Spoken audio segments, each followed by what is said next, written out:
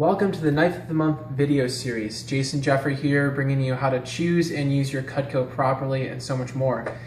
Today, the knife of the month is 1722 Butcher Knife.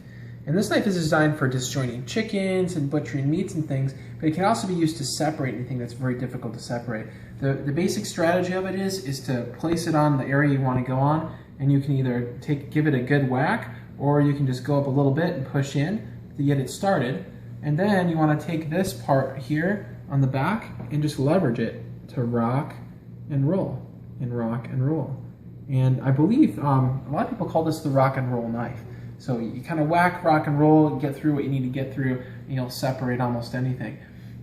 Those more difficult tasks like coconuts and things like that you want to reserve for the cleaver, which we'll talk about later. The next month we're going to be talking about actually Candace is going to be joining us again. Now before we go on to the next video and before next month happens, let's talk about storage. Storage of knives, this is your bonus tip here. Sometimes people just have them laying in the drawers. It damages the handles, it damages the blade. It's not very safe.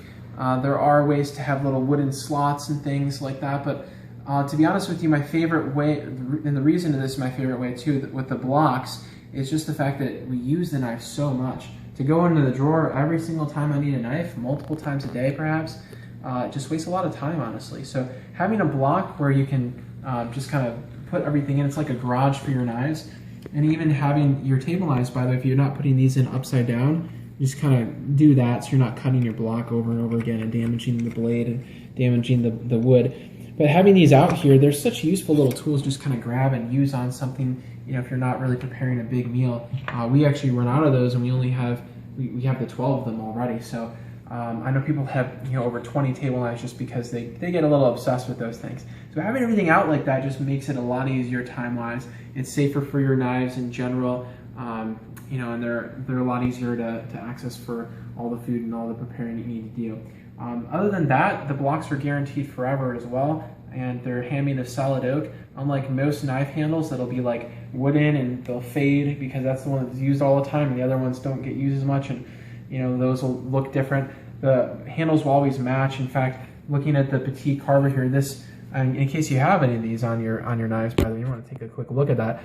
That indicates a knife that's about 20 plus years old, anywhere from probably 20 to 35 years old. Before that, our handles were more of like a brown bowling ball material, thin resin material. But you notice you can't even tell the difference between that knife and some of these that are only, you know, 4, 5, 6 years old. So anyways, that's your bonus tip of the month for today. Again, Candace will be joining us next month, and I hope that you also you get some value out of that video, and I think you'll like it quite a bit as well. So have a good couple weeks here, and look forward to talking to you soon.